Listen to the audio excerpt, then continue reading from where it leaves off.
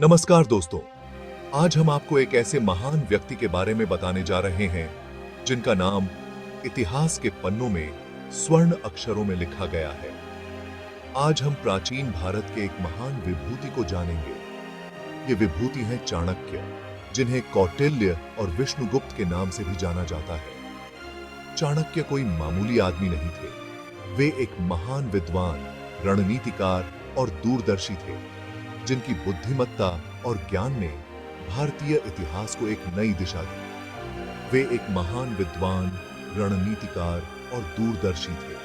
चाणक्य ने अपनी बुद्धि और रणनीति से न केवल अपने समय के समाज को प्रभावित किया, बल्कि आने वाली पीढ़ियों के लिए भी एक मिसाल कायम की। उन्होंने अपनी बुद्धि और रणनीति से इतिहास की दिशा ही बदल दी। चाणक्य ने अपने समय के सबसे बड़े साम्राज्य मौर्य साम्राज्य की नींव रखी और चंद्रगुप्त मौर्य को सम्राट बनाने में महत्वपूर्ण भूमिका निभाई। चाणक्य को कौटिल्य और विष्णुगुप्त भी कहते हैं। उनके द्वारा रचित अर्थशास्त्र आज भी राजनीति और कूटनीति के क्षेत्र में एक महत्वपूर्ण ग्रंथ माना जाता है। उन्हें अर्थशास्त्र का रचयिता माना जाता है। यह ग्रंथ न केवल आर्थिक नीतियों पर आधारित है, बल्कि इसमें राजनीति, कूटनीति और शासन के विभिन्न पहलुओं पर भी विस्तृत चर्चा की गई है। अर्थशास्त्र, राजनीति और कूटनीति की एक अद्भुत किताब है। इस ग्रंथ में चाणक्य ने अपने समय के समाज और शासन की जटिलताओं को सरल और प्रभावी तरीके से प्रस्तुत किया है। चाणक्य ने चंद्रगुप्त मौर्य को सम्राट बनाने में बहुत बड़ी भूमिका निभाई। उन्होंने चंद्रगुप्त को न केवल एक महान योद्धा बनाया, बल्कि एक कुशल शासक भी बनाया। उन्हें मौर्य साम्राज्य का संस्थापक स्तंभ माना जाता है।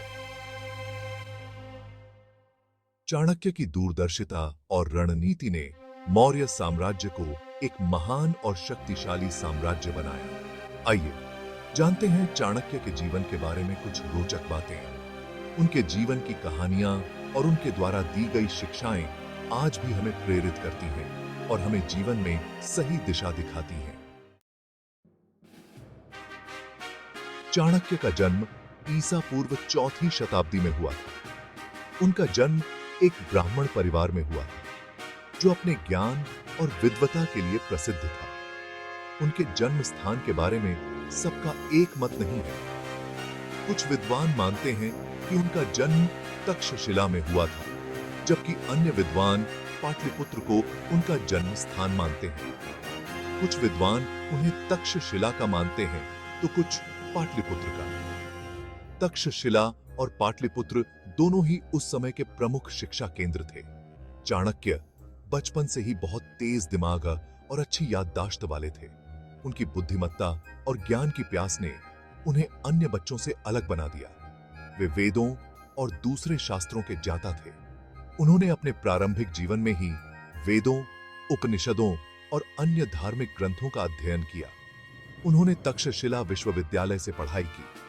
तक्षशिला उस समय का एक प्रमुख शिक्षा केंद्र था, जहां विभिन्न विषयों की गहन शिक्षा दी जाती थी। तक्षशिला उस समय पढ़ाई का एक बहुत बड़ा केंद्र था। यहां पर विभिन्न विषयों में विशेषज्ञता प्राप्त करने के लिए दूर दूर से छात्र आते थे। चाणक्य ने तक्षशिला में राजनीति, अर्थशास्त्र, युद्ध कला और कूटनीति की गहरी पढ़ाई की। उन्होंने इन विषयों में महारत हासिल की और अपने ज्ञान का उपयोग भविष्य में महान कार्यों के लिए किया। तक्षशिला में पढ़ाई के दौरान ही चाणक्य की मुलाकात चंद्रगुप्त मौर्य से हुई। चंद्रगुप्त कोई साधारण बच्चा नहीं था। उनमें असाधारण प्रतिभा और नेतृत्व क्षमता थी। चाणक्य ने चंद्रगुप्त में एक भावी सम्राट की झलक देखी। उन्होंने चंद्रगुप्त को अपना शिष्य बनाया और उन्हें राजनीति, युद्ध कला और शासन का ज्ञान दिया। ये मुलाकात इतिहास के लिए एक महत्वपूर्ण मोड़ साबित हुई। इस भेंट से एक गुरु और शिष्य की अटूट जोड़ी बनी। चाणक्य और चंद्रगुप्त का रिश्ता गुरु शिष्य से कहीं बढ़कर था। वे एक दूसरे के पूरक थे। चाणक्य जहां बुद्धि और रणनीति के धनी थे, वहीं चंद्रगुप्त साहस और नेतृत्व क्षमता से भरे हुए। चाणक्य ने चंद्रगुप्त को न केवल शिक्षा दी, बल्कि उन्हें एक योग्य शासक बनने के लिए तैयार किया। उन्होंने चंद्रगुप्त में देशभक्ति की भावना जगाई। चाणक्य ने चंद्रगुप्त को समझाया कि एक सच्चा राजा वही होता है जो प्रजा के हित के लिए काम करे। उस समय मगध पर नंद वंश का राज था। नंद वंश का शासन बहुत ही शक्तिशाली और समृद्ध था। उनके पास अपार धन दौलत थी और उनका साम्राज्य दूर दूर तक फैला हुआ था। नंद राजा बहुत अमीर थे, लेकिन क्रूर और अत्याचारी भी। उनके शासन में जनता पर भारी कर लगाए जाते थे और किसी भी प्रकार की असहमति को बर्दाश्त नहीं किया जाता था। राजा धनानंद का नाम विशेष रूप से उनके अत्याचारों के लिए कुख्यात था। जनता उनसे बहुत परेशान थी। लोग उनके अत्याचारों से त्रस्त थे और उनके शासन से मुक्ति चाहते थे।